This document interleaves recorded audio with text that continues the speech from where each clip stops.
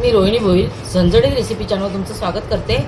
आज आपण बनवतोय कचोरी बनवतोय आपण उपवासाची कचोरी। तर त्यासाठी आपण हे वरीचे तांदूळ ना अर्धी वाटी वरीची तांदूळ आणि 1 वाटी साबुदाणा। आपण ना अर्धी वाटी इथे हे बघा अर्धी वाटी आपण वरीचे तांदूळ घेतले। हा वरीचा तांदूळ आहे बघा, त्याला बगर पण म्हणतात, बगर बोलतात याला। हे उपवासाला आपण हे खातो, उपवासाला याची रेसिपी बनतात।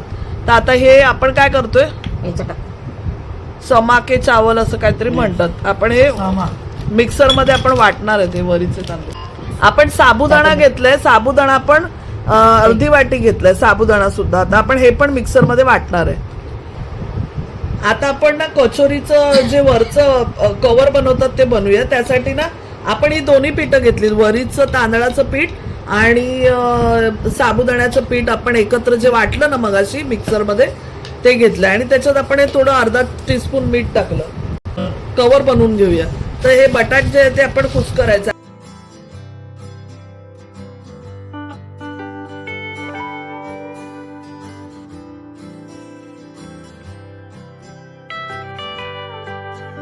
आपण एक बटाट घेतलं आता अजून।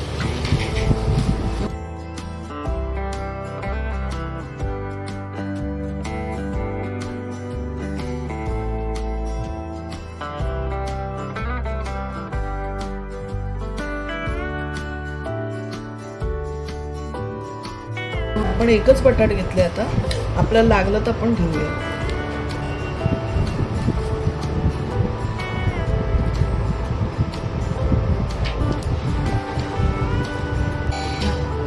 अजून अर्धा बटाट म्हणजे 1.5 बटाट घेतला आपण। आपण इथे पाव कप पाणी वापरलं पीठ मळण्यासाठी।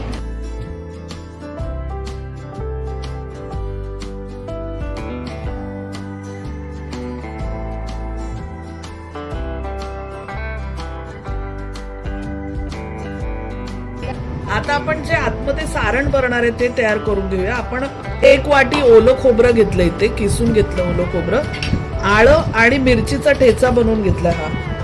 तर आपण हा मिक्स करून घेऊया। आणि इथे आपण हे मनुके घेतलेत 2 टेबलस्पून आणि आपण हे सुका जो मेवा असतो म्हणजे काजू आणि पिस्ता ते पण आपण घेतले, तेही मिक्स करून घेऊया। भरपूर कोथिंबीर घेतले। कोथिंबीर तुम्ही नसाल खात, उपवासाल तर नका टाकू, आमचा उपवास नाहीये म्हणून आम्ही बनवतोय। तर उपवास असेल तर कोथिंबीर नका टाकू। आणि लिंबू पिळून घेऊया।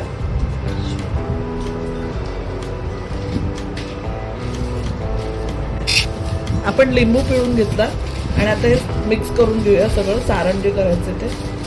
आता आपण जे सारण बनवलं त्यात खसखस टाकून घेऊया। आम्ही इथे खसखस टाकली, पण तुम्ही जर नसाल खात तर तुम्हीही स्किप करू शकता। 1 टीस्पून आपण साखर टाकली। आपण जे सारण बनवतो त्यात किंचित थोडंसं मीठ आपण 2 चिमटी टाकलंय। आपण हे जे सारण बनवलंय त्याच्यामध्ये आपण 1 बटाट टाकतोय बाइंडिंगसाठी, किसून वाफवलेलं बटाट आहे।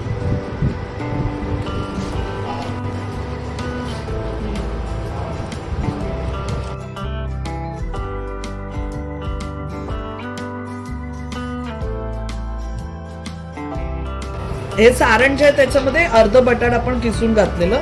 तर आता छान बाइंडिंग झालेली आपली। आपण असे गोळे करून घेऊया पहिले, एवढ्या आकाराचे। आपण जे पीठ मळलेलं त्याचे सुद्धा गोळे करून घेतले।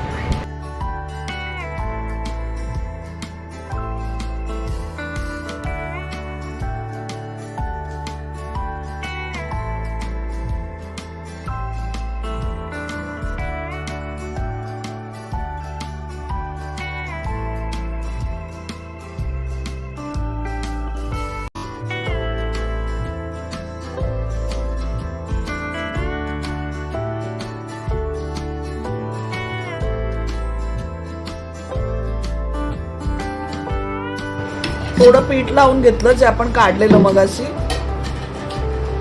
वरीचं आणि साबुदाण्याचं जे पीठ केलं ते थोडं लावून घेतलं। सारण भरायचं असं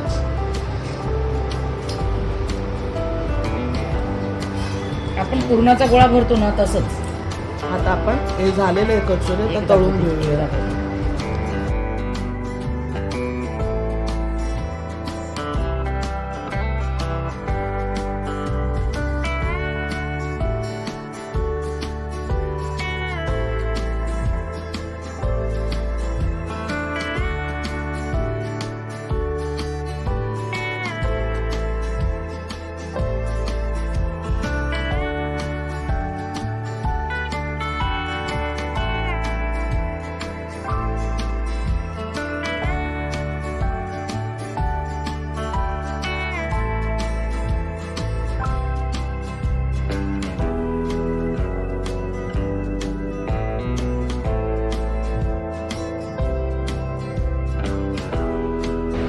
आपण कचोरीला वरून सुद्धा सुकं पीठ लावून घेतलं.